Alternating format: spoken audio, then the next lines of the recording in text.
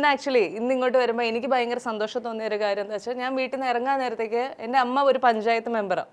അപ്പോൾ അവിടെ ഒരാൾ വന്ന് ഹൗസ് വാമിങ്ങിന് ഇൻവൈറ്റ് ചെയ്യാണ്. അപ്പോൾ അമ്മ കഴിഞ്ഞിട്ട് എന്നോട് പറഞ്ഞു, ആ ഹൗസ് വാമിങ്ങിന് ഇൻവൈറ്റ് ചെയ്തത് ഞാൻ ചിറ്റിലപ്പള്ളി ഫൗണ്ടേഷനിൽ അപേക്ഷ കൊടുത്തിരുന്നതിൽ നിന്ന് അവർക്ക് വീടിന് സാങ്ഷൻ കിട്ടിയ ആ വീടാണ് ഹൗസ് വാമിങ്ങിന് വിളിക്കുന്നതെന്ന് പറഞ്ഞു. അപ്പോൾ ഇത് ഭയങ്കര കോയിൻസിഡൻ്റ് ആയിട്ട് സംഭവിച്ചാണ്. എന്നിരുന്നാൽ പോലും അപ്പോൾ എൻ്റെ അമ്മയൊക്കെ വളരെ എക്സൈറ്റഡ് ആയിരുന്നു. അപ്പോൾ സാറിനെ തന്നെയാണല്ലോ ഇന്ന് കാണുന്നത് എന്നുള്ളത്. എന്നായിരുന്നു ഈ CSR ആക്ടിവിറ്റീസിലേക്കൊക്കെയുള്ള ആ ഒരു ഭയങ്കരമായിട്ടുള്ള ആ ഒരു അതിലേക്ക് ഇറങ്ങാൻ തീരുമാനിക്കുന്നത്? അത് വർഷങ്ങളായിട്ട് നമ്മൾ, അതായത് വേറെ ബിസിനസ് നടത്തുന്നു. അവർ ആദ്യം വി ഗാർഡ് തുടങ്ങുന്നു, അത് വിജയിക്കുന്നു. വി ഗാർഡ് തുടങ്ങിയതിന് ശേഷം ഒരു 20 വർഷത്തിന് ശേഷമാണ് ഈ അമ്യൂസ്മെന്റ് പാർക്ക് വിഗാലാൻഡ് ഓർ തുടങ്ങുന്നത്. അത് കഴിഞ്ഞ് പിന്നെ അത് ഒരുമാതിരി വിജയിക്കുന്നു. പിന്നെ സെക്കൻഡ് ജനറേഷൻ ബിസിനസ്സിലേക്ക് വരുന്നു.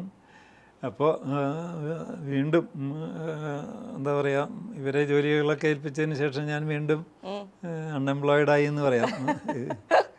അല്ല, അപ്പോൾ നമുക്കൊരു സാറ്റിസ്ഫാക്ഷൻ. പണ്ട് തൊട്ടേ എനിക്ക് സ്വല്പം ചാരിറ്റിയോടൊക്കെ താല്പര്യം ഉണ്ടായിരുന്നു.